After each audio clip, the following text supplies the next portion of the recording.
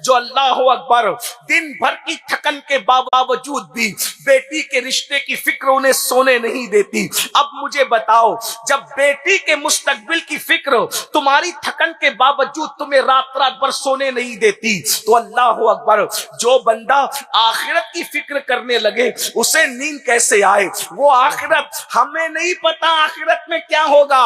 غریب نواز جانتے تھے آخرت میں کیا ہوگا. فکر آخرت اللہ والوں کو سونے نہیں دیتی. یہ اور بات ہے، ہمیں بیٹی کی فکر سونے نہیں دیتی، ہمیں بیٹے کی فکر سونے نہیں دیتی، اللہ والوں کو آخرت کی فکر سونے نہیں دیتی. اس لیے کہ آخرت میں تو ہم نے یہ سوچ رکھا ہے کہ معاذ اللہ وہاں تو تماشا ہوگا. استغفر اللہ، لوگ تو یہ کہتے ہیں وہاں تو تماشا ہوگا. میں نے کہا اللہ اکبر، آخرت میں کیا ہوگا یہ حدیث میں موجود ہے. اللہ کے سچے رسول اب کیوں وہ نہیں سوئے؟ یا تو فکر سونے نہیں دیتی یا تو عشق سونے نہیں دیتا. میں پہلے فکر پر ہی گفتگو کر لوں تاکہ ہمیں بھی آخرت کی فکر ہو جائے. میرے بھائیوں، میری بہنوں، آخرت کیا ہے؟ آخر کس فکر آخرت نے اللہ والوں کو سونے نہیں دیا؟ تو اللہ اکبر، میرے اور تمہارے آقا سچے رسول صادق و مصدوق مصطفیٰ کریم رؤوف الرحیم صلی اللہ علیہ وآلہ وسلم ارشاد فرماتے ہیں، جب قیامت کا دن ہوگا، وہ قیامت کا دن جس کے بارے میں ہم دھڑلے سے کہتے ہیں جو ہوگا دیکھا جائے گا، جو ہوگا دیکھا جائے گا، وہاں تو تماشا ہوگا. اللہ اکبر، یاد رکھنا دیکھنے والے ضرور دیکھیں گے جنہیں اللہ دکھائے گا، لیکن ہمیں فکر کرنی چاہیے کیونکہ اللہ کے سچے رسول صادق و مصدوق فرماتے ہیں، اور حضور کی بات پر جو یقین نہیں کرتا میں اس کو سچا مسلمان ماننے کے لیے تیار نہیں ہوں. وہ کچھ بھی ہو جائے وہ سچا مومن نہیں ہو سکتا. آقا فرماتے ہیں قیامت کا دن ہوگا، اور وہ دن کیسا ہوگا؟ اللہ اکبر، انسان کے سر اور سورج کے درمیان صرف ایک ہاتھ کا فاصلہ ہوگا، ایک ہاتھ کا فاصلہ. آج سورج جو ہے وہ چمک رہا ہے پشت کی طرف سے، اس دن سورج چمکے گا چہرے کی طرف سے، اور لوگوں کے بھیجے ان کی کھوپڑیوں میں ایسے کھول رہے ہوں گے جیسے چولہے پہ رکھی ہوئی ہانڈی کے اندر پانی کھولتا ہے. مسلمانوں ذرا تصور کرو، ہمارے سچے رسول فرما رہے ہیں ہمارا کھوپڑی کے اندر بھیجا کھولنے والا ہے، وہ دن آنے والا ہے. بتاؤ اس دن کے لیے کیا تیاری کی ہے؟ اس دن تو صرف انہی کا بھیجا نہیں کھولے گا جو اللہ کے عرش کے سائے میں ہوں گے، باقی سب کا بھیجا کھولے گا. ہے کوئی گارنٹی کہ اللہ کے عرش کا سایہ ہمیں اور آپ کو ملے گا؟ جس کو سایہ نہیں ملے گا، اللہ اکبر، ذرا تصور تو کرنا میرے بھائی، مئی کی گرمی میں کس طریقے سے تڑپتے ہو، پتلے پتلے کپڑے پہنتے ہو، اے سی ڈھونڈتے ہو، سایہ ڈھونڈتے ہو، دوپہر میں کوئی گھر کے باہر نہیں نکلتا. میرے بھائیوں، اسی پر بس نہیں، تمہارے اور میرے سچے رسول نے فرمایا انسان پسینے میں ہوگا، اور پسینہ کتنا ہوگا؟ سچے رسول فرماتے ہیں کسی کا پسینہ ٹکنوں تک ہوگا، کسی کا پسینہ گھٹنے تک ہوگا، کسی کا پسینہ کمر تک ہوگا، کسی کا پسینہ کندھوں تک ہوگا، کسی کا پسینہ منہ تک ہوگا. کوئی اپنے ہی پسینے میں ڈبکیاں لے رہا ہوگا اور وہ پسینے میں بدبو آ رہی ہوگی، اور اس پسینے کی خصوصیت یہ ہوگی کہ جس کا پسینہ ہوگا اسی کے ساتھ ہوگا، وہ جہاں جہاں جائے گا اس کا پسینہ ساتھ ساتھ جائے گا. اب میرے بھائیوں بتاؤ ہمارا کیا بنے گا؟ یہ فکر آخرت سونے نہیں دیتی اللہ والوں کو. ہم تو کبھی فکر نہیں کرتے، ہمیں تو فیکٹریوں کی فکر ہے، ہمیں تو بنگلوں کی فکر ہے، ہمیں تو اپنی دنیا کی فکر ہے. میرے بھائی، یہ دنیا میں بہت دنوں تک نہیں رہنا ہے، اس دنیا سے کوچ کرنا ہے. کتنا رہو گے دنیا میں؟ 10 سال، 20 سال، 50 سال، 100 سال؟ ارے یہ دنیا میں چند سال رہنا ہے، اس کی اتنی فکر کر رہے ہو جو میدان محشر میں 50,000 سال کھڑے رہنا ہے. اللہ اکبر، اللہ اکبر. یہاں تو بیٹھنا بھی ہے، لیٹنا بھی ہے، دادا گیری بھی چلنا ہے، بابا گیری بھی چلنا ہے، سب چلنا ہے. یہاں اس کی اتنی فکر ہے، وہاں بیٹھنا نصیب نہیں ہوگا. میں کہتا ہوں اگر 50,000 سال اللہ صرف کھڑا کرتا تو بھی ہمیں فکر ہونی چاہیے. ہم 50 منٹ کھڑے نہیں رہ سکتے، 5 گھنٹے ہم کھڑے نہیں رہ سکتے، 50 گھنٹے کھڑے نہیں رہ سکتے. 50,000 سال کس نے کہا؟ مولوی صاحب کی بات ہوتی تو آپ مذاق اڑا کے نکل جاتے، یہ رسول اللہ کا فرمان۔ 50,000 سال کھڑے رہے، اور اس کھڑے رہنے میں کیا ہے؟ سورج سر پر ہے، بھیجا ناک سے بہ رہا ہے، بھیجا کان سے بہ رہا ہے، زبان سوکھ کر سینے پہ لٹک گئی ہے، کوئی کسی سے پوچھنے کے لیے تیار نہیں، ماں بیٹے کو اپنا بیٹا ماننے کے لیے تیار نہیں، بھائی اپنے بھائی کو بھائی ماننے کے لیے تیار نہیں، کوئی کسی کا پرسان حال۔ حساب ہونا اللہ کی طرف سے، حساب ہونا ہے، کتنا حساب ہونا ہے، غور کریں کتنا حساب ہونا ہے۔ یہاں تک فرمایا اگر کسی کی اجازت کے بغیر تم نے اس کی لکڑی اٹھا کر دانت میں خلال کیا ہوگا، اللہ اس بغیر پوچھی لکڑی لے کر خلال کرنے کے بارے میں بھی تم سے پوچھے گا۔ اگر تم نے کھڑے کھڑے کسی کی دیوار کو کھرچا ہوگا، اس دیوار کو کھرچنے پہ تمہارے ناخن کے اندر جو مٹی آئی ہوگی، اللہ تم سے وہ بھی پوچھے گا۔ حدیث پاک میں تو یہاں تک آیا ہے بغیر سینگ بکری کو، سینگ والی بکری نے جو سینگ ماری تھی، اللہ تعالیٰ سینگ والی بکری سے پوچھے گا کہ بغیر سینگ والی بکری کو تو نے سینگ کیوں مارا تھا، اور اللہ بغیر سینگ والی بکری کو بدلہ دلائے گا۔ ذرا سوچو، جو لوگوں کے لیے محشر نہیں ہے، جو لوگ شریعت کے مکلف نہیں ہیں، جب ان کو وہاں بدلہ دیا جائے گا تو ہمارا کیا بنے گا؟ یہ فکر ہونی چاہیے ہمیں، اور ہمیں نہیں ہے محشر کی فکر۔ ہم تو سوچ رہے ہیں مولانا یوں جنت ملے گی کیونکہ ہم نے مولانا شاہد کا دامن پکڑا ہے، ہم نے سید محمد صاحب کا دامن پکڑا ہے۔ ایک بات میں آپ سے عرض کروں، سچی بات عرض کروں، سب کے دامن کی اہمیت اپنی جگہ۔ ایک بات آپ کو بتاؤں، آپ کے ہمارے ہوش ٹھکانے آ جائیں گے۔ جن لوگوں نے ڈائریکٹ رسول اللہ کا دامن پکڑا تھا، ڈائریکٹ، ان میں ایک ہستی کا ذکر میں کرتا ہوں جس کو شرح الصدور میں علامہ جلال الدین سیوطی رحمت اللہ علیہ نے لکھا ہے۔ امام سیوطی کون؟ جس نے عالم بیداری میں کم و بیش 75 مرتبہ رسول اللہ کا دیدار کیا۔ سبحان اللہ، سبحان اللہ۔ یعنی سیوطی کوئی چھوٹا موٹا انسان نہیں۔ اب دھیان سے سننا، میں بے ادبی کے لیے نہیں کہہ رہا ہوں، اللہ ہماری نیتوں کو جانتا ہے، کیونکہ یہ اصلاح معاشرہ کی میں۔ حضور کے اصحاب میں ایک صحابی کا انتقال ہوتا ہے۔ علماء کی توجہ اس لیے چاہتا ہوں کہ ان کی معلومات میں اضافہ تو نہیں کروں گا، لیکن اگر میں غلطی کروں گا تو یہ توجہ کریں کہ میری اصلاح یہی کر دیں، اور آپ سب کی توجہ۔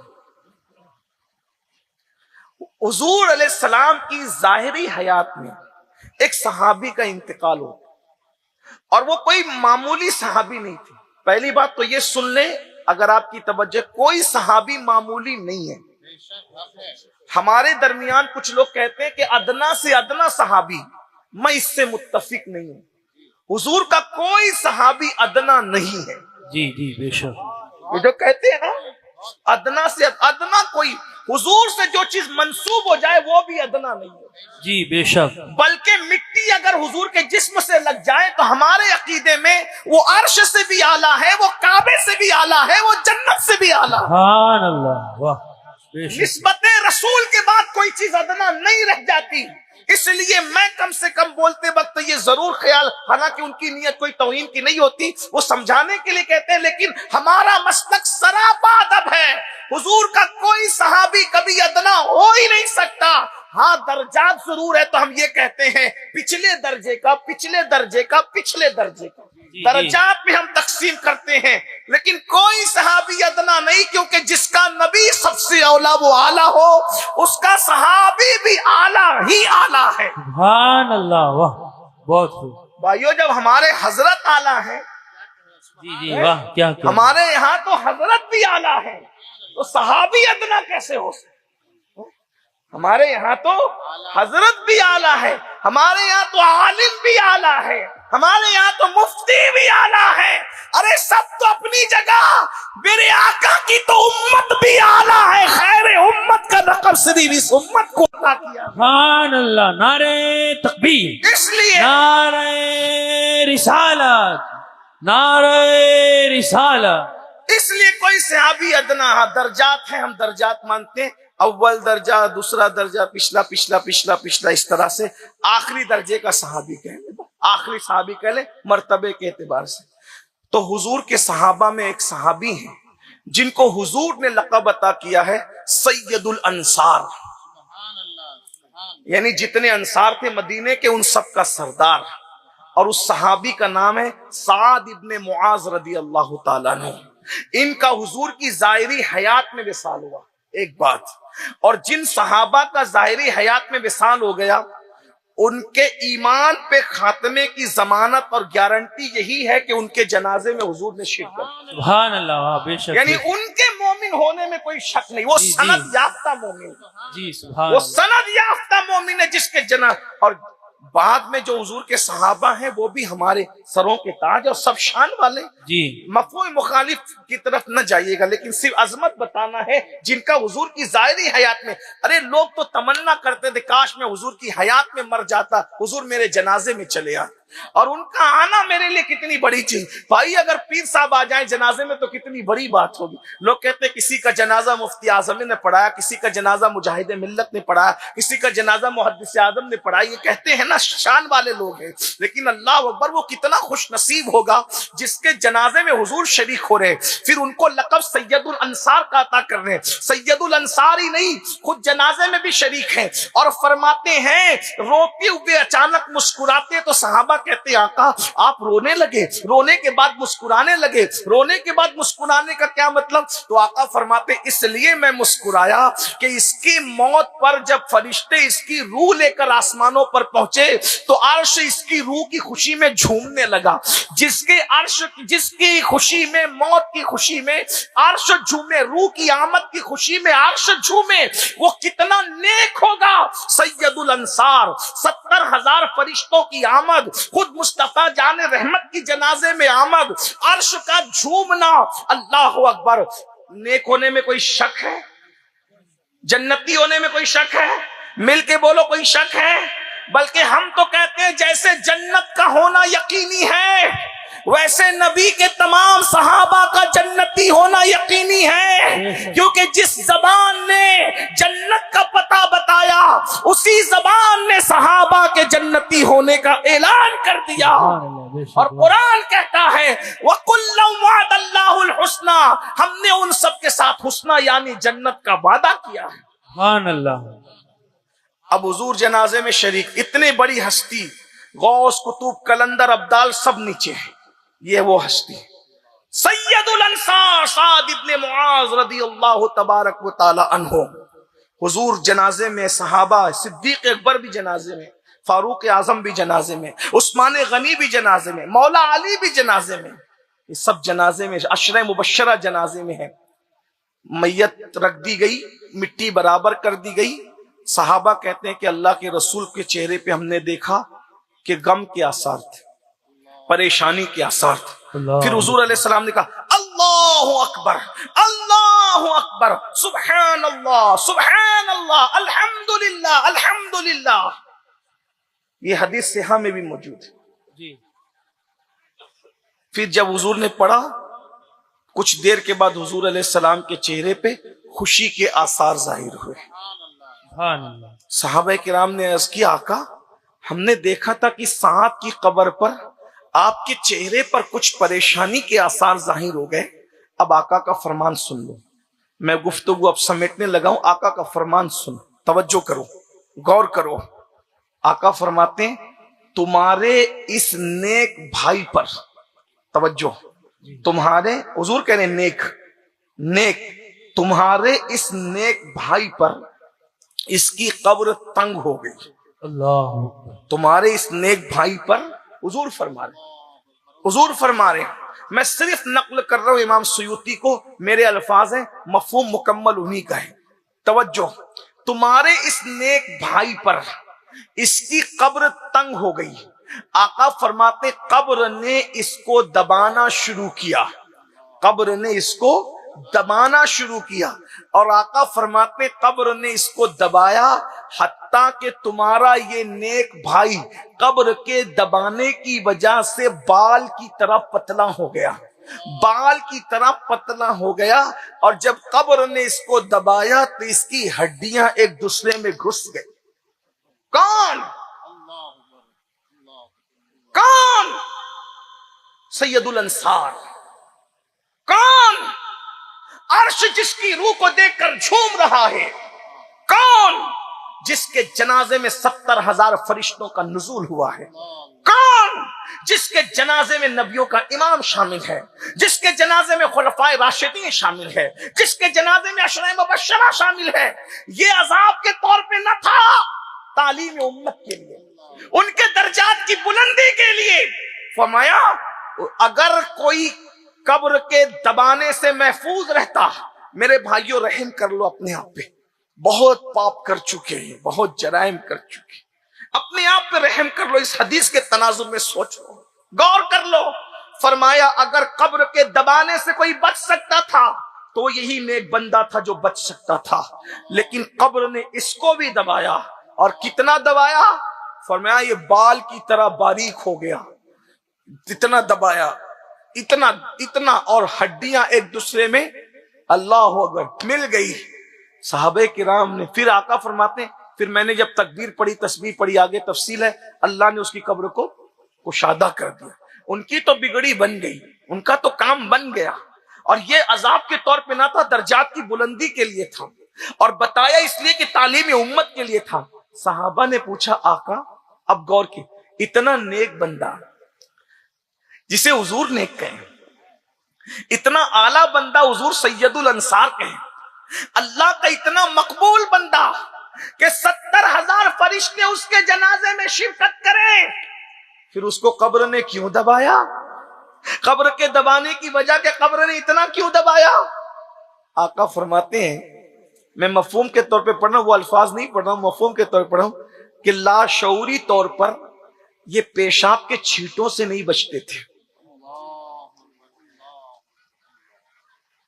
پیشاب کے چھینٹوں سے نہیں، لاشعوری طور پر، لاشعوری کا میں بیچ میں اضافہ کر رہا ہوں تشریحات کو سامنے رکھ کر، لاشعوری طور پر یعنی جب یہ بکریاں چراتے تھے تو ان کی بکریاں جب پیشاب کرتی تھی یا پھر جب خود استنجا فرماتے تھے تو لاشعوری طور پر پیشاب کے چھینٹوں سے نہیں بچ پاتے تھے، تو قبر نے اتنا دبایا کہ یہ بال کی طرح باریک ہوئے، ہڈیاں ایک دوسرے میں ملی، اور قبر نے دبایا، اور فرمایا جب قبر دبا رہی تھی تو انسان اور جنات کے علاوہ اس آواز کو سب سن رہے تھے۔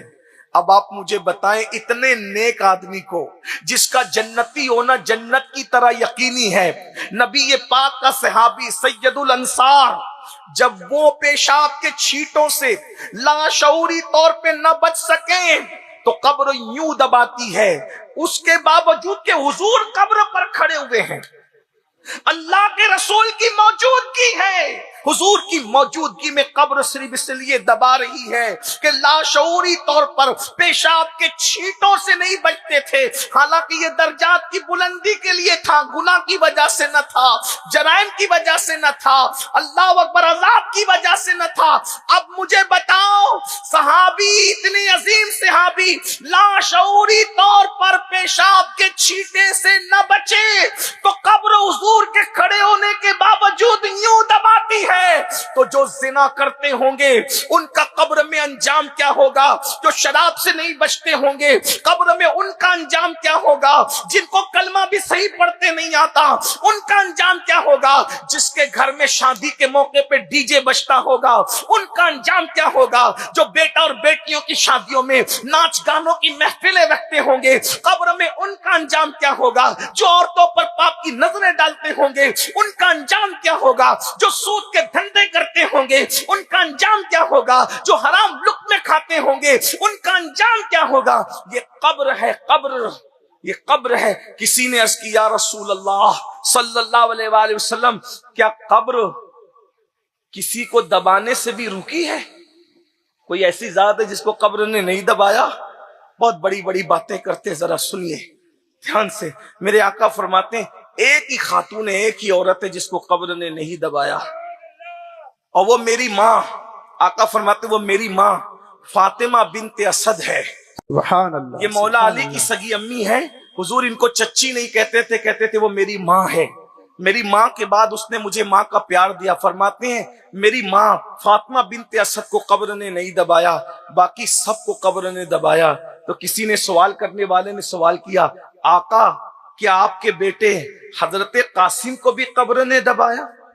सवाल करने वाले ने सवाल कर दिया, आका कि आपके बेटे कासिम को भी कब्र ने दबाया? मेरे आका फरमाते हैं कासिम तो बड़े हो गए थे, उससे छोटी उम्र में मेरा बेटा इब्राहिम का दुनिया से विसाल हुआ, कब्र ने मेरे इब्राहिम को भी दबाया, कब्र ने मेरे इब्राहिम को भी दबाया।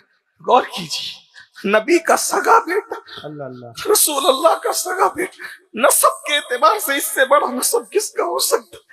आका फरमाते दूध पीता बच्चा था मेरा लाडला, कब्र ने उसको भी दबाया।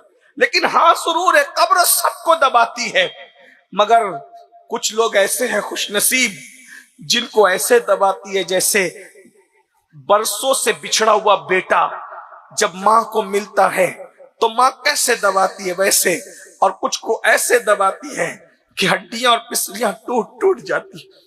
हमारा हाल क्या होगा? हमारा तो हाल है हमें कलमा भी नहीं आता। नबी का सगा दूध पीता बच्चा, किसी का भी दूध पीता बच्चा बेगुनाह होता, किसी का भी दूध पीता बच्चा बेगुनाह होता है।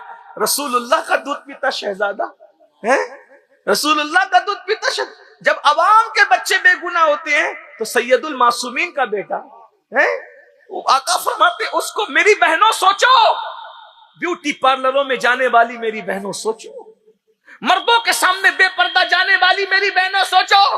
एक हदीस और पढ़ दूं और बहनों की तवज्जो के लिए, हुजूर की शहजादी सैयदा ज़ैनब बिनते मोहम्मद का विसाल। हुजूर की 4 शहजादियां थी, उसमें से ज़ैनब बिनते मोहम्मद उनका विसाल। आका बार बार आसमान की तरफ देखते थे और रोते, देखते थे और रोते। साहबा ने कहा आका बहुत रो रहे हैं आप अपनी बेटी के विसाल पे। फरमाया हाँ मेरी बेटी बहुत कमजोर है ना, मैं सोचता हूं कि इसको कब्र दबाएगी मेरी कमजोर बेटी को। आका फरमाया भाइयों शायरी की दुनिया और है हकीकत की दुनिया। मैं कोई गढ़ के बात नहीं कर रहा हूं, मैं आपसे सिर्फ इतना कहता हूं, इमाम सुयूती के शरह सुदूर का उतना बाप पढ़ लो आंखें खुल जाए, मैं वहीं से पेश कर लूं। आप हवाला मैं दे रहा हूं, घर जाके उठा के नेट पे सर्च कर लें। अल्लामा फैज अहमद उवैसी अलैहिर्रहमान ने उसका तर्जुमा किया उर्दू जबान में, हिंदी में भी मौजूद है, जरा जाके देख लेना। आका अपनी बेटी हुजूर की शहजादी, आका फरमाते मेरी बेटी ज़ैनब मेरी बड़ी नेक बेटी है। आका फरमाते बहुत कमजोर है, जब इसको कब्र दबाएगी तो इसका क्या बनेगा? फिर मेरे आका रोते हुए कहते हैं मेरी इस बेटी ज़ैनब को भी कब्र ने दबाया, इसको भी कब्र ने। और आका फरमाते जब ज़ैनब को कब्र दबा रही थी तो आवाज जो आ रही थी कब्र के दबाने की, इंसान और जिन्नात के अलावा सारी मखलूक उसको सुन रही थी। लेकिन यही फिर अल्लाह वालों को माँ की तरह कब्र दबाती है, यही हमारा अकीदा है। लेकिन आपसे पूछता हूं मेरी बहनों बताओ, कानों में ईयरफोन लगा के गाने सुनती हो, तुम्हें कब्र कैसे दबाएगी? भूल गए हो कब्र को? कब्र को भूल गए हो? मर्दों से बात करती हो हंस हंस के खिलखिला खिलखिला, तुम भूल गई चचाजाद बेटे से, चचा के बेटे से, चचाजाद भाई से पर्दा करना फर्ज, मामूजाद भाई से पर्दा करना फर्ज, खालाजाद भाई से पर्दा करना फर्ज, खाला के बेटे से ही पर्दा करना, देवर से भी पर्दा करना फर्ज है, पीर से भी पर्दा करना फर्ज है, मस्जिद के इमाम से भी पर्दा करना फर्ज। आज औरतें इतनी बेबाक हुई कि अजनबी मर्दों से खिलखिला के बातें कर। आका फरमाते हैं जो औरत सिर्फ खुशबू लगा के घर से निकले कि उसकी खुशबू मर्दों की नाक में पहुंचे, ऐसी औरतें कयामत के दिन जानिया औरतों की हैसियत से उठाई जाएगी, जिनाकार औरतों की हैसियत से ऐसी औरतें। सोचो तो सही, जो मजहब तुम्हें मस्जिद जाने की इजाजत नहीं देता, उस मजहब की मानने वाली औरतें ब्यूटी पार्लर तक जा रही। और हमें क्या हो गया? हमें क्या हो गया? हमारा मजहब, आज हम मजहब से दूर हो गए। सोचो मरना है, हमने दर्जनों मैयतों को अपने हाथों से दफन करते हुए देखा है, दर्जनों। हमें भी मरना है। सोचो जब कब्र दबाएगी क्या? एक नेक बंदा, अल्लाह का वलियों से भी बुलंद मर्तबा बंदा, सैयदुल अंसार, लाशऊरी तौर पर पेशाब के छींटों से न बचे तो कब्र यूं दबा रही है। हुजूर के चेहरे पे आसार आते हैं और हम गुनाह से नहीं बचे। चुगली हम करें, गीबत हम करें। शादियों का हाल देखो, शादियों के नाम पे पाप मुसलमान कितना कर रहा है। डीजे तो छोटी सी बात हो गई, हमारे जराइम के मुकाबले में अब डीजे डीजे डीजे छोटी सी, ये भी जुर्म है। डीजे भी जुर्म है, लेकिन ये लोगों के नजदीक अब डीजे से भी जी नहीं भरता लोग, अब तो नचा रहे ला करके। मेहंदी की रस्में हैं, हल्दी की रस्में हैं, मुशरिकाना रसूमात हैं। बताओ, कभी रसूलुल्लाह के घर की शादी देखी? कलमा नबी का पढ़ते हो, नबी के घर के मुताबिक शादी नहीं करते, मुशरिकों के मुताबिक शादी करते हो।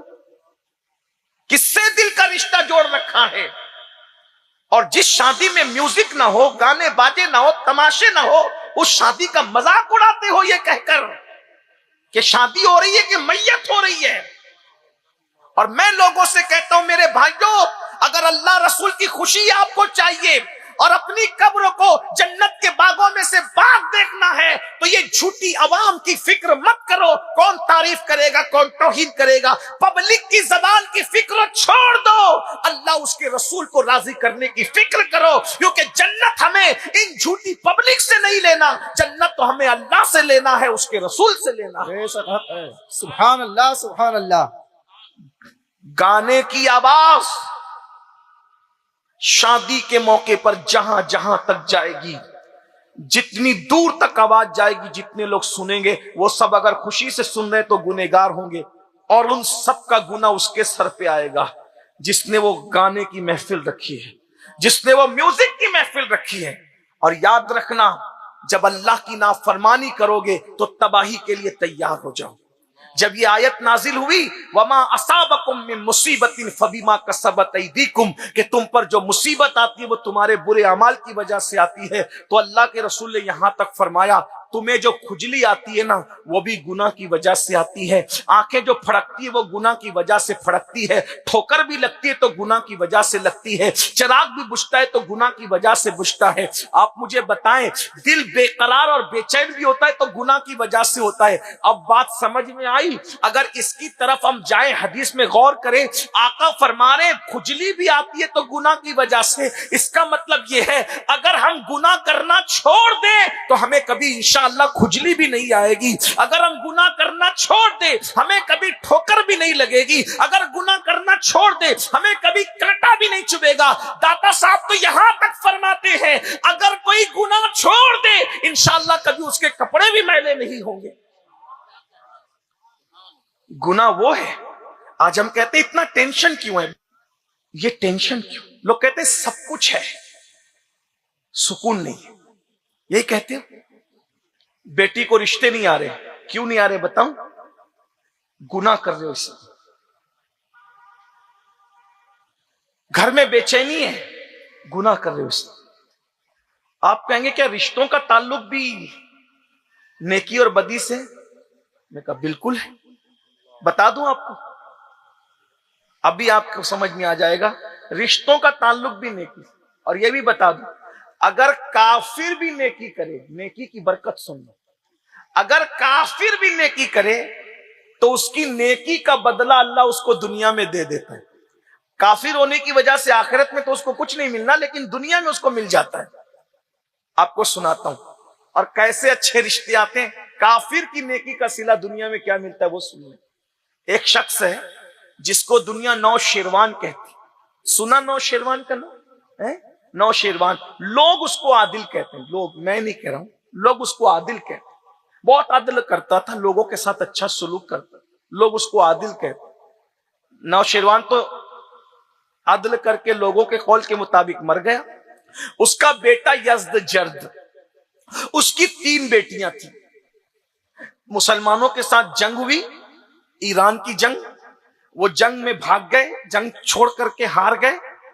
तो सैकड़ों औरतें और वो 3 बेटियां कनीज बनकर ईरान से मदीने मुनव्वरा लाई गई। अब देखना नेकी का सिला। ईरान तो आ गई। आने के बाद वो 3 बेटियां थी बड़ी खूबसूरत, चूंकि बादशाह की बेटी थी। ईरान में यूं भी अल्लाह ने हुस्न, मिस्र में, ईरान में, इराक में हुस्न मौजूद है, आप देखते रहते हैं। आज इतनी खूबसूरती है तो उस वक्त, आज से तकरीबन 1400 साल पहले कितना हुस्न होगा। تو بڑی خوفی وہ بھی بادشاہ کی بیٹیاں کتنی خوبصورت رہی ہوگی, تینوں بیٹیاں سونے سے لدی ہوئی ہیں. امیر المومنین نے تینوں بچیوں کو دیکھا, کہا یہ کون ہے؟ کہا یہ بادشاہ کی بیٹیاں ہیں. کہا ان کو بیچ دو. مولائے کائنات نے کہا امیر المومنین, اسلام یہ کہتا ہے کہ جو دنیاوی اعتبار سے عزت دار ہیں ان کو دین میں بھی عزت دی جائے گی, یہ ایسے بیچی نہ جائے گی, اور اگر بیچنا ہی ہے تو مجھے بیچ دیں. فاروق اعظم نے کہا آپ نے کبھی دلچسپی نہیں لی, آج دلچسپی لے رہے تو آخر کریں گے کیا؟ کہا کیا کروں گا, یہ بادشاہ کی بیٹی ہے, عزت دار تھی نا ظاہری طور پہ دنیا میں, تو اب دین میں بھی ان کو عزت دوں گا. کہا وہ کیسے؟ کہا ایک کو ابو بکر صدیق کی بہو بناؤں گا, ایک کو عمر ابن خطاب کی بہو بناؤں گا, اور ایک کو میں اپنی بہو بناؤں گا. فاروق اعظم نے پسند کیا تو ایک کا نکاح آزاد کر کے محمد ابن ابو بکر کے ساتھ کیا, اور کیا کیا؟ محمد بن ابو بکر کے ساتھ نکاح کر کے صدیق اکبر کی بہو بنا دیا. دوسرے کا نکاح عبداللہ ابن عمر کے ساتھ کیا اور ان کو عمر ابن خطاب کی بہو بنایا, اور تیسری کا نکاح امام حسین کے ساتھ کر کے رسول اللہ کی بہو بنا دیا. آپ سے پوچھتا ہوں, یہ تین لڑکیوں کے رشتے کے لیے کس نے محنت کی, کس نے کاوش کی, کس نے کوشش کی؟ باپ نے, بھائی نے, دادا نے, کسی نے کوشش و کاوش کی؟ کسی نے کوشش نہیں کی. لیکن یہ تینوں بیٹیاں اتنے بڑے گھر کی بہو بن گئی, کتنے بڑے گھر کی, اللہ اکبر, جو گھرانہ جنتی گھرانہ ہے اس گھرانے کی بہو بنی. وجہ دادا نے کفر میں نیکی کی تھی, دنیا میں اللہ نے صلہ عطا کیا, بغیر کوشش کے اتنے بڑے گھرانے کی تینوں بیٹیوں کو بہو بنا دیا. اور اللہ اکبر, پھر جس سے محمد ابن ابو بکر سے جو بیٹا پیدا ہوا اسے قاسم کہتے ہیں, اور وہ قاسم سسر بنے امام محمد باقر کے, اور قاسم کے گھر جو نواسا پیدا ہوا وہ سیدنا امام جعفر صادق کی شکل میں پیدا ہوا. سبحان اللہ, سبحان اللہ, سبحان اللہ. پھر جو عبداللہ ابن عمر کے گھر بیٹا پیدا ہوا وہ حضرت سالم عمر ابن خطاب کا, اللہ اکبر, حضرت عمر ابن خطاب رضی اللہ تبارک و تعالیٰ کا پوتا بنا. اور اس سے جو بیٹی پیدا ہوئی اس سے پہلی صدی کا مجدد حضرت عمر ابن عبدالعزیز کی پیدائش ہوئی. اور اس کے بعد جو امام حسین کی بہو بنی اس سے جو شہزادہ پیدا ہوا اسے دنیا سید سجاد, عابد کربلا, امام زین العابدین کی حیثیت سے جانتی ہے, اور امام مہدی تک پھر امام اسی کی نسل میں پیدا ہوتی. نعرہ تکبیر, نعرہ رسالت, ان سے غریب نواز. اگر کافر نیکی کرے تو دنیا میں نیکی کا صلہ یہ ملے کہ اس کی بیٹیاں اتنے بڑے گھرانے کی بہویں بن جائیں. اگر مومن نیکی کرے تو اس کی کیا برکت ملے. رشتے کی اوقات کیا ہے, نیکی کر کے تو دیکھو. رشتے کی اوقات کیا ہے, نیک بن کے تو دیکھو. روزی کی حیثیت کیا ہے, نیک بن کے تو دیکھو. عزت کی حیثیت کیا ہے, نیک بن کے تو دیکھو. اللہ کے بن جاؤ, ساری نعمتیں قدموں میں چل کر آئے گی. لیکن ہم اس کے لیے تیار نہیں ہوتے. گناہ گناہ گناہ, جہاں گناہ ہے وہاں فنا ہے, اس لیے گناہوں سے توبہ کرو. سرکار غریب نواز کے ملفوظات پڑھنے کی طرف چلا تھا لیکن وقت تمام ہوا.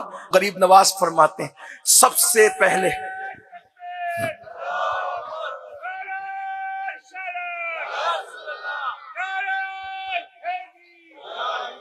غریب نواز فرماتے سب سے پہلے قیامت کے دن نماز کے بارے میں پوچھا جائے گا.